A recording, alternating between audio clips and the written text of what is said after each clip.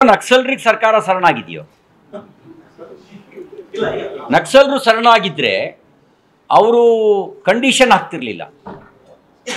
ಅವರು ಆಯುಧಗಳನ್ನು ತಾವೇನು ಬಳಕೆ ಮಾಡ್ಕೊಳ್ತಿದ್ರಲ್ಲ, ಆಯುಧಗಳನ್ನು ಒಪ್ಪಿಸ್ಬೇಕಿತ್ತು. ನನಗಿರೋ ಮಾಹಿತಿ ಪ್ರಕಾರ ಈ ಗಳಿಗೆವರೆಗೂ ಅವ್ರ ಹತ್ರ AK-47 AK-56 ಬಾಂಬೋ ಗಿಂಬೋ ಏನೋ ಇದ್ವಲ್ಲ, ಯಾವುದನ್ನು ಕೊಟ್ಟಿಲ್ಲ. ಮತ್ತು ಅವ್ರ ಕಂಡೀಷನ್ ಆಗ್ತಾ ಇದ್ದಾರೆ. ಅಂದರೆ ಶರಣಾಗಿರೋದು ನಕ್ಸಲರು ಅಥವಾ ನಕ್ಸಲರಿಗೆ ಸರ್ಕಾರ ಶರಣಾಗಿದೆಯೋ? ಸಿದ್ದರಾಮಯ್ಯನವರ ಸಾಫ್ಟ್ವೇರ್ನ ಅರ್ಬನ್ ನಕ್ಸಲರು ಡಿಕ್ಟೇಟ್ ಮಾಡ್ತಾರೆ.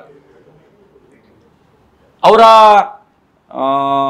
ಒಡ್ಡೋಲಗದಲ್ಲಿ ಬಹುತೇಕ ಜನ ಮಾನಿಟರ್ ಮಾಡೋರೆಲ್ಲರೂ ಅರ್ಬನ್ ನಕ್ಸಲ್ಸೇ ಇದ್ದಾರೆ, ಗೈಡ್ ಮಾಡೋರು ಅರ್ಬನ್ ನಕ್ಸಲ್ಸೇ ಇದ್ದಾರೆ. ಹಾಗಾಗಿ ನಂದೊಂದು ಮೂಲಭೂತ ಪ್ರಶ್ನೆ, ಶರಣಾಗಿರೋದು ನಕ್ಸಲರು ಅಥವಾ ನಕ್ಸಲರಿಗೆ ಇವ್ರು ಶರಣಾಗಿದ್ದಾರೋ?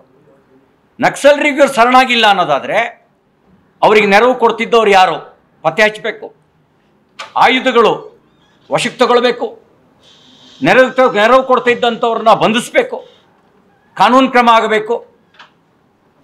ಹಾಗಾದಾಗ ಮಾತ್ರ ನಕ್ಸಲರು ಶರಣಾಗಿದ್ದಾರೆ ಅಂತ ಭಾವಿಸ್ಬೋದು. ಇಲ್ಲದೇ ಇದ್ರೆ ನಕ್ಸಲರಿಗೆ ಇವರು ಶರಣಾಗಿದ್ದಾರೆ ಅಂತ ಭಾವಿಸ್ಬೇಕಾಗತ್ತೆ. ನಾನು ಹೇಳಿದ್ನಲ್ಲ, ನಾನು ನಕ್ಸಲರ ದಾರಿ ತಪ್ಪು, ಅದು ಸಂವಿಧಾನ ವಿರೋಧಿಯಾಗಿರೋದು, ಪ್ರಜಾಪ್ರಭುತ್ವ ವಿರೋಧಿಯಾಗಿರೋದು. ಸಂವಿಧಾನದ ಮೇಲೆ ನಂಬಿಕೆ ಇರೋರು, ಪ್ರಜಾಪ್ರಭುತ್ವದ ಮೇಲೆ ನಂಬಿಕೆ ಇರೋರು ಬ್ಯಾಲೆಟ್ ಮೇಲೆ ನಂಬಿಕೆ ಇಡ್ತಾರೆ, ಬುಲೆಟ್ ಮೇಲೆ ನಂಬಿಕೆ ಇಡಲ್ಲ. ಮತ್ತು ನಕ್ಸಲರು ನೆರವು ಪಡಿತಾ ಇರೋದು ರಾಷ್ಟ್ರ ವಿರೋಧಿಗಳ ಕಡೆಯಿಂದ. ಚೀನಾದ ನೆರವು ಪಡಿತಾರೆ, ಪಾಕಿಸ್ತಾನದ ISI ನೆರವು ಪಡಿತಾರೆ. ಅವ್ರನ್ನ ದೇಶಭಕ್ತರು ಅಂತೇಳಿ ಸನ್ಮಾನ ಮಾಡೋಕ್ಕಾಗತ್ತಾ ನಾವು? ಅಥವಾ ಅವ್ರ ವಿಚಾರವನ್ನು ಒಳ್ಳೆಯದು ಅಂತ ಒಪ್ಕೊಳ್ಳೋಕ್ಕಾಗತ್ತಾ? ಹಾಗಾಗಿ ಸಂವಿಧಾನ ವಿರೋಧಿಯಾಗಿರ್ತಕ್ಕಂಥ, ರಾಷ್ಟ್ರಘಾತಕವಾಗಿರ್ತಕ್ಕಂಥ ನಕ್ಸಲರ ವಿಚಾರಧಾರೆ ಅದು ತಪ್ಪು. ವಿಚಾರಧಾರೆಗೆ ನಗರದಲ್ಲಿದ್ದು ಬೆಂಬಲಿಸೋರು ಅಪರಾಧಿಗಳೇ. ಬರೀ ಕಾಡಿನಲ್ಲಿ ಬಂದು ಹಿಡ್ಕೊಂಡು ಓಡಾಡೋರು ಮಾತ್ರ ಅಲ್ಲ, ನಗರದಲ್ಲಿದ್ದು ಬೆಂಬಲಿಸೋರು ಕೂಡ ಅಪರಾಧಿಗಳೇ. ಯಾಕೆಂದ್ರೆ ಆ ವಿಚಾರಧಾರೆಯೇ ಸಂವಿಧಾನ ವಿರೋಧಿ, ಆ ವಿಚಾರಧಾರೆ ಪ್ರಜಾಪ್ರಭುತ್ವ ವಿರೋಧಿ.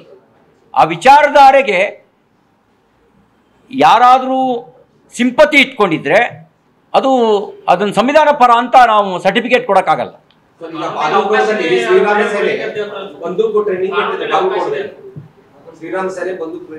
ನಂಗೆ ಮಾಹಿತಿ ಇಲ್ಲ.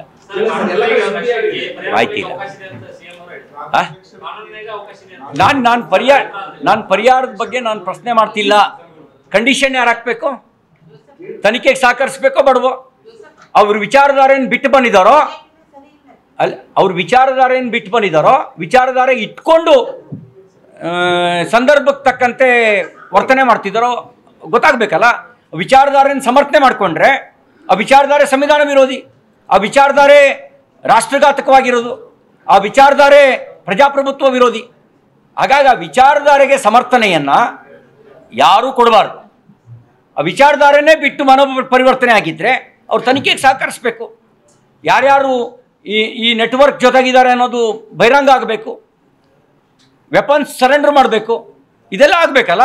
ಇದೇನು ಮಾಡ್ದಲೇ ಮಾವನ ಮನೆಗೆ ಬಂದಂಗೆ ಬಂದುಬಿಟ್ರೆ ಶರಣಾಗಿರೋದು ನಕ್ಸಲರು ಅಥವಾ ನಕ್ಸಲರಿಗೆ ಸರ್ಕಾರ ಶರಣಾಗಿದೆಯೋ?